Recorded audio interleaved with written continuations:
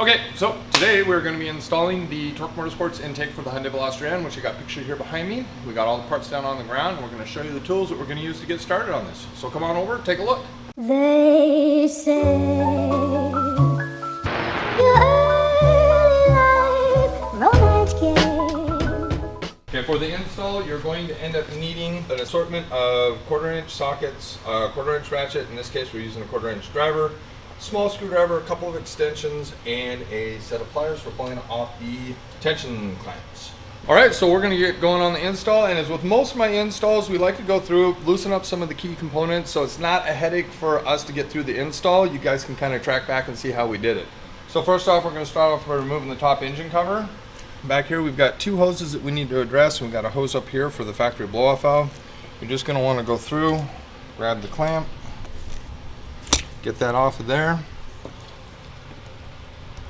And back here we got a couple clamps we're going to take off of two hoses back here. One's for the emissions, one's for crankcase ventilation. So we've knocked these loose a little bit, so there's a little bit of gap on them. These are going to be difficult to pull off. So just take your time, be patient, twist them a little bit. And that one was only halfway on them. You're going to want to get the top of the airbox off. Get that out of your way. I want to point this out to you right here. Now, I've only got one of these clips in right now. There's two in these. Do not try to dig in and pry this out. These are push release clips. So don't dig at this with a screwdriver or anything. You're going to want to use a small screwdriver for this. You simply push down, it releases, and pry it up. This assembly comes out with the airbox. All right, I think we're good to remove the airbox. So you're gonna wanna take your ratchet and a 10mm. We're gonna wanna get this loosened here first. Get that off. Then you're gonna have to use an extension to reach down into, there's a 10mm here. And we got a 10mm here.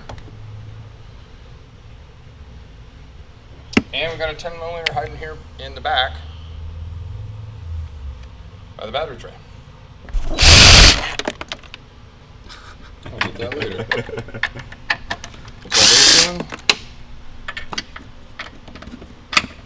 That one. So now we got to dig in, pull those out.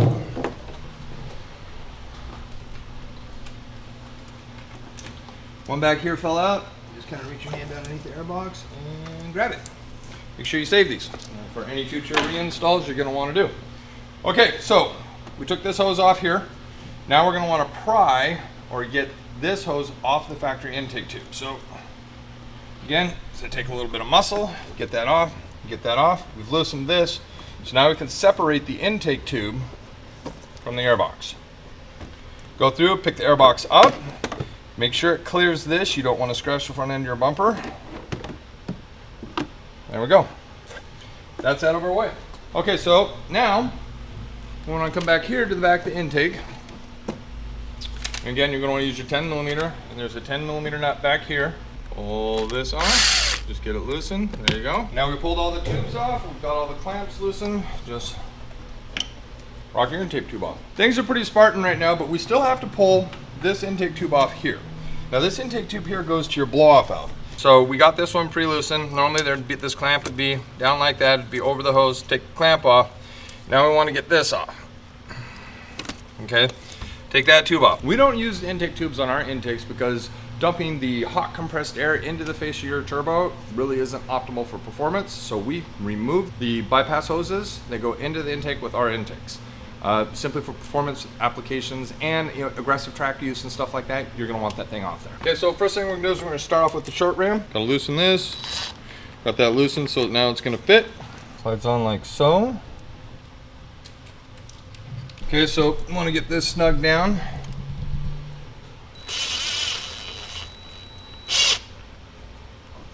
Make sure it's even all the way around, sitting all the way down on its base, and tighten it down. All right, so now we're going to put the isolator on for the intake bracket support. So that goes right here on the front of the battery tray. Where the factory intake bolt was, we are going to go through and screw our rubber isolator in. Now the rubber isolator is designed for addressing engine movement because the engine's going to move independently of the intake because there's nowhere to mount the intake on the engine. So we have to go through and mount it right here. Now this, you just want to screw down hand tight. Get that thing screwed down in there. Yep, putting the intake tube on. Slide your clamp over the end. And slide it into your silicone. Now, sometimes silicone can be a bit of a pain. You want to slide it in, then over here, you want to make sure the bracket lines up with the rubber isolator that you put inside the battery tray.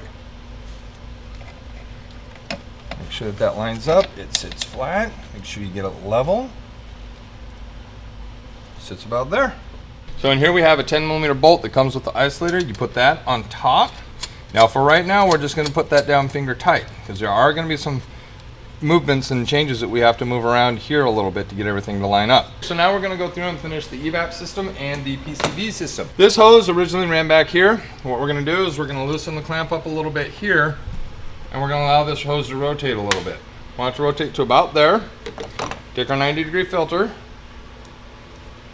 and push it on, and that fits nice and convenient right down in front of your engine like so.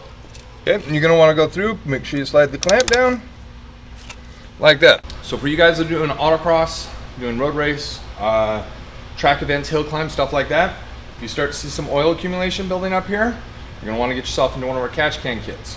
We're incorporating a fantastic catch can kit with our intake. Stay tuned for that to show up soon. All right, so now we got to go through and put our evap hose on. Again, guys, I want to make a quick note of something. So these little tension straps, clamps, if you go through, and we've seen this happen a lot, if you go through and put this on and this tension strap is flipped around upside down, you're never going to be able to get a set of pliers on that. So make sure you always have access to the tension clamp with a set of pliers in relationship to where you're going to be putting the hose on. All right, now we're going to put the hose back on here for the evap system. You should get that all the way down. Again, we talked about the clamp. Make sure that that sits kind of contoured to the intake. Now we're going to put the filter on for the short rim. Now, this can be a bit tricky sometimes trying to get this thing to slide down in here. So, see how that's probably not going to fit? Got one step ahead of ourselves. Remember when I told you not to tighten this down all the way? So pull that 10mm off that isolator, pull this up. We haven't tightened the clamp down on the rear yet. Now we can slip the filter on. Now we can set, get it lined up with the stud, make sure it's fitting nice and flat. We're gonna put the 10mm nut back on, but not permanently. Here, we have to worry about the fuel line. Okay, so we do not want the intake smashed over like that on the fuel line. Now, intake smashed over on that fuel line, that's not going to be right. So we need to rotate this around, push the intake in, push the intake out, to where you can get, fingers worth of clearance between that fuel line and the intake. Once you have that clearance available, go through, tighten down your 10mm nut here. Got your extension and your 10mm. Then you're going to want to tighten down the two 7mm clamps, the one that holds the filter on.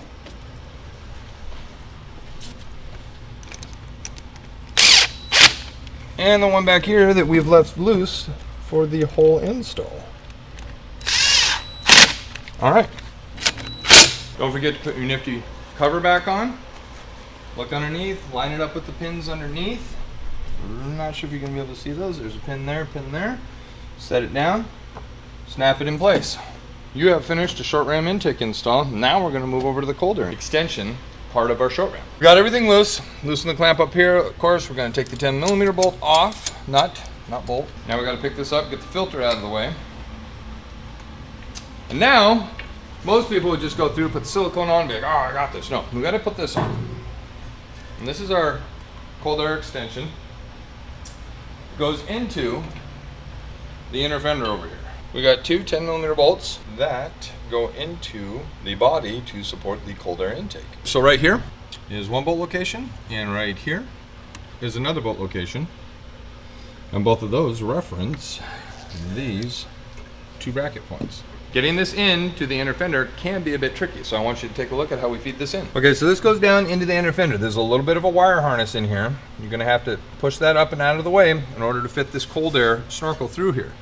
So to get that through there, Reach in and pull that harness out of the way because it will get in your way. There we go. So I'm going to take one 10mm bolt and install it. Not all the way because we have another 10mm bolt underneath that we got to get installed. Okay, so underneath the intake here, guys, you got another 10mm bolt that you have to install.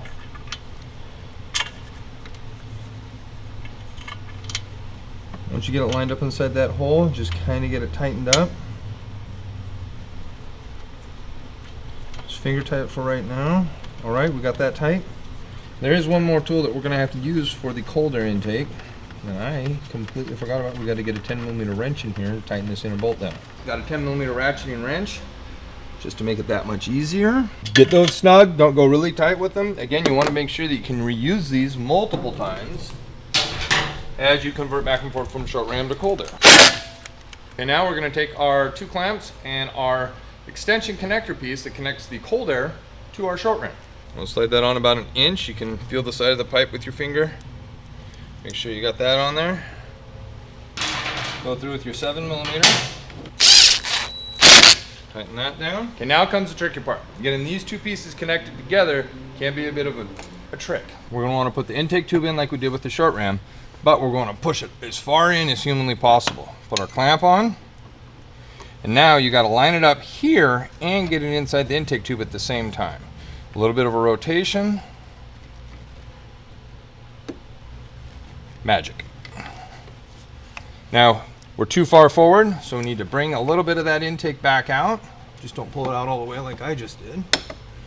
Okay. Yep, almost got 1 inch there. Check your fuel line. Put your clamp on. Now if you're OCD like me, you like to have both your clamps facing the same direction, same distance from each other. Looks clean. Dare I say professional. Back here, we want to make sure we go through and we get this rear clamp tightened back up because we had to loosen that in order to do the cold air extension. And back here again with our 7mm. And I could be using a longer extension, I'm sure. All right. We're going to put a filter on inside on our cold air. So we're going to slip the filter up. Filter is, 1.5 inches, give or take. Please don't be like, filter's on. No, that's not how it works. So when you put the filter on, put it up about there. All right, that's tight. Okay, so the last part we're going to talk about is the heat shield. We have a nifty little heat shield that goes up inside of here. As you can see, we don't quite have the bend angles and everything figured out yet. We don't have the forward facing. And another thing you're going to notice is we don't have this great big plastic shield on underneath the car. We don't have a big plastic shield on because we're working on the heat shield for the inner splash guard and to protect the filter from the radiator. Now, radiator right here, we do not want that radiator blowing hot air over our cold air filter. So we're going to go through, put this back on. Make sure you get it on the pins. And one of the great things that we made sure we did about our intake is we made sure it cleared the factory cover all the way down. So now I bet you're probably wondering, what does this sound like?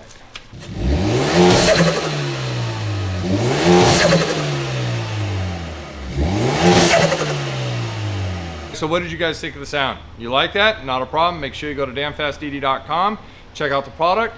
Hopefully you enjoyed the video.